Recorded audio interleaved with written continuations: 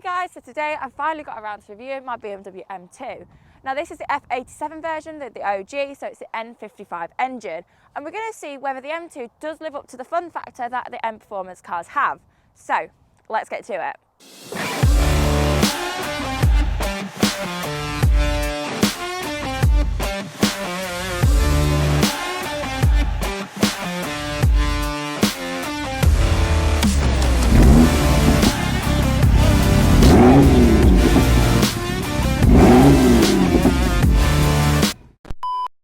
The original BMW M2 has the N55 engine from the M240. Now that means it has a 3-litre turbocharged straight 6 with 365 brake horsepower, although it does steal some of the components from its big brother the M4, such as the internals, the brakes, some of the suspension and also the active rear differential. It also has 500 Nm of torque, which mixed with the DCT box gives you a 0 to 60 time of 4.3 seconds, and with the manual 4.5.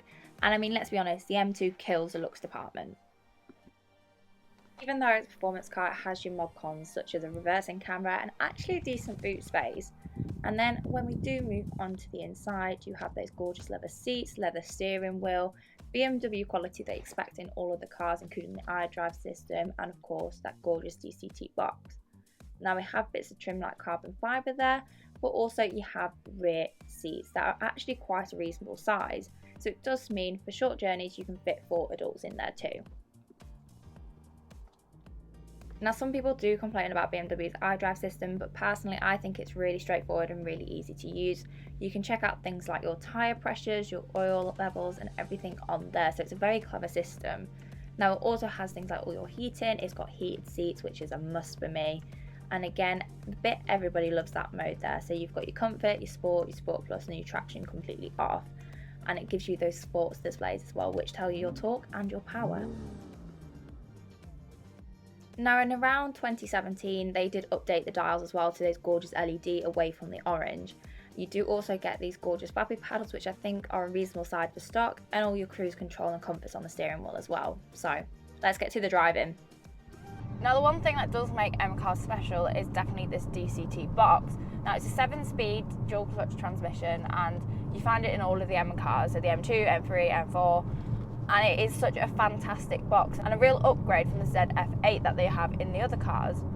Now one thing with the DCT box is it's so aggressive, it is fantastic.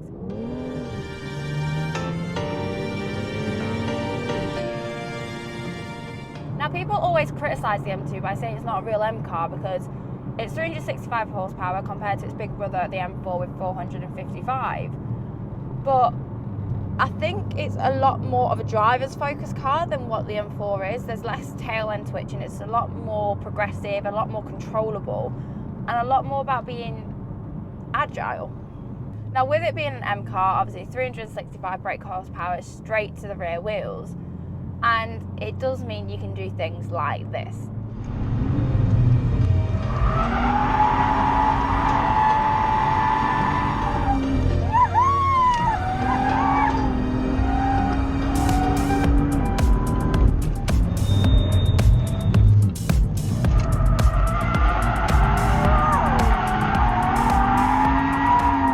Now that was Sam Mardocklin who coached me down at Silverstone. That was in a track spec M2, but ones like this you can still have just as much fun. The back end will still get out if you're really wanting it to, but when you're actually wanting the performance from the car, especially on track, you can do things like this.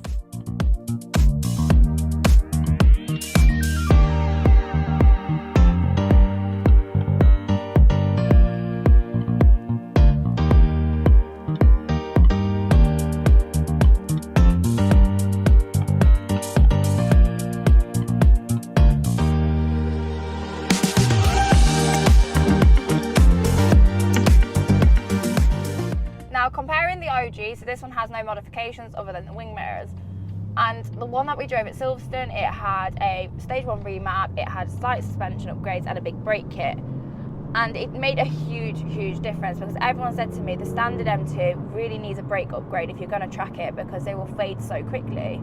But for road use, they're fantastic brakes. They're stolen from the M4, so you know they're used to stopping the bigger cars with more power, so for these They're just fantastic, but they just fade that bit too quickly on track. Comparing this one when we took it to Bicester Test Track to the one that we tracked at Silverstone, there's not much between. You've got a little bit more power on the out, the brakes are a little bit better, but also this does feel a little bit heavier because it's not got everything stripped out in the back. But this makes it such a usable performance car, because if you need to take your friends out for a meal, you've got your 2 back seats there, you've got a good boot that you can fit a lot in it, but it's also comfortable. The suspension's hard, but it's not ridiculous. It's still quite comfortable on long journeys. It's got cruise control, it's got Apple CarPlay, heated seats. You can daily this car quite comfortably without having to worry. The only thing that's going to be a struggle is when it snows, which we're in the UK, yes it's cold, yes it rains a lot, but we actually don't get a huge amount of snow. So I'm not too overly concerned, because if it snows, I'm getting tucked up by the fire.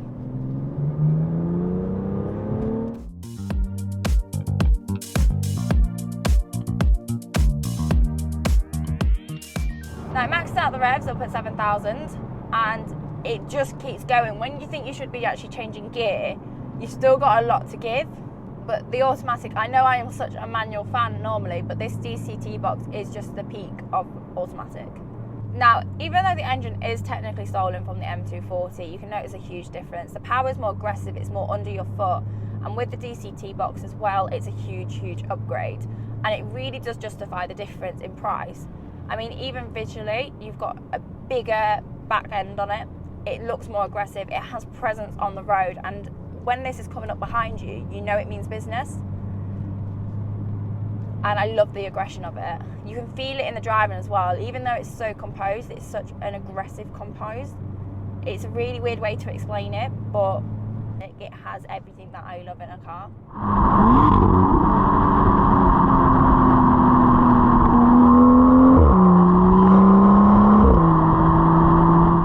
In 2018 as well, they did bring out the competition, and it has more power. It's 405 brake horsepower compared to the 365. You have the upgrades like the wheels, suspension is a bit tougher at the front, and different bits and pieces like that. But it's also quite a big price jump. And the biggest thing compared to the OG is that the exhaust actually sounds a lot better on this one, because they don't mess around with it. Now, with car prices being as high as they are, you're looking anywhere from 35,000 up to 45,000 for an OG. Now, that's not that bad. I mean, if you're looking at the M4s, you're looking at more money for, I think, less capability. The M4s are skidding around everywhere because you can't put that power down on the rear wheels, whereas this, you do have a few traction issues.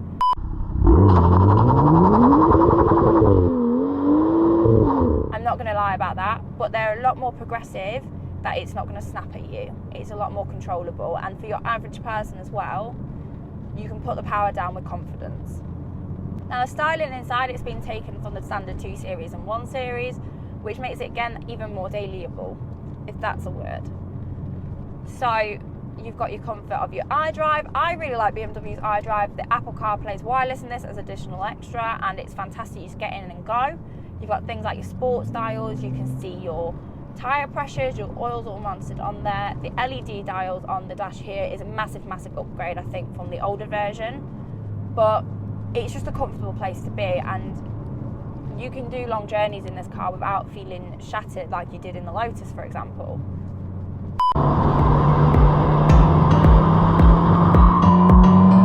When it is damp, you can have a little bit of slip, but it is so easy to control. There's a little bit of lift to let the wheels catch up again, and you're away. Now, every car has its downsides. For example, this one, it drinks fuel so much. I'm constantly at the petrol station, but it is so, so worth it. It also has things like the DCT can be a little bit tricky when you're very stationary. You have to blip the throttle to get it to move. It doesn't just creep like normal cars. But again, it's something you get used to. It's not the end of the world. So, for example, with the fuel, just in this little video, I've used a quarter of a tank. Sound. So looking at the rivals, you've got things like the Audi RS3, you've got the Mercedes A45 AMG, and even things like the Cayman S. Now, the thing is, are they as fun as this? Yes, they've got fantastic traction, they've got fantastic grip for the A45. The RS3 has that 5-cylinder sound that we all know and love, but I don't think you can beat a BMW M car. The straight six is just phenomenal. It's so much fun. It sounds incredible. The rear wheel drive is just like no other. I don't think you can beat driving a rear wheel drive car. It is just the best of the best. And it's aggressive. I feel like the A45 is so much of a pussycat. The RS3 is so common, whereas the M car, there's only 1,900 of them given to the UK. So you don't actually see a huge amount of them. Yes, in the car scene you do, but actually in day-to-day life, you rarely see them. So they are something special. It's just such a punchy engine.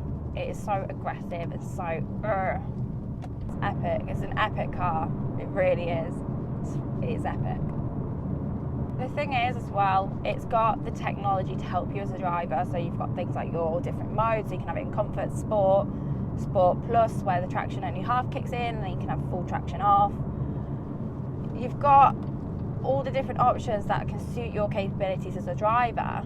And then also to the conditions as well. Like if you've got a 3-hour journey to an airport or for a weekend away, you don't really want to be in sport plus hammering it down with rough suspension. You want that bit of comfort and that bit of just enjoyment.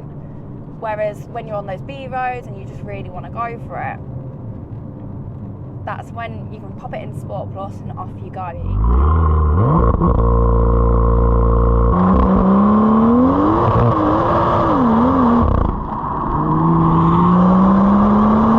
Ready?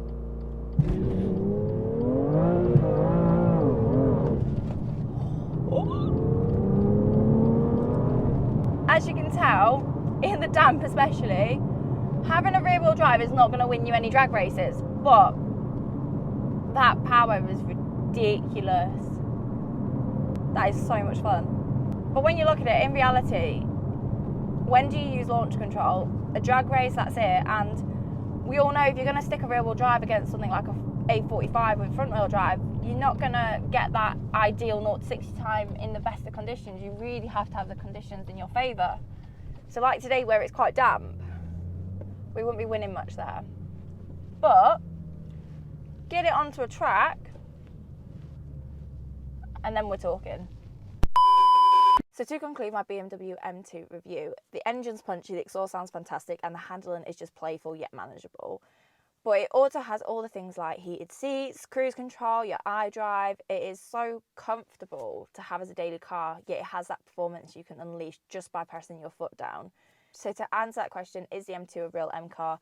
Yes, it is. It is incredible, aggressive, and everything an M car should be, but so much more. So there we have it. You can see why I own one. I absolutely love it. So there we have it. That is my conclusion. And if you're looking at getting one, do it. That's all I can say. And yeah, you guys know the drill. To make my journey your journey, like, follow, subscribe. I'll see you next time. Bye.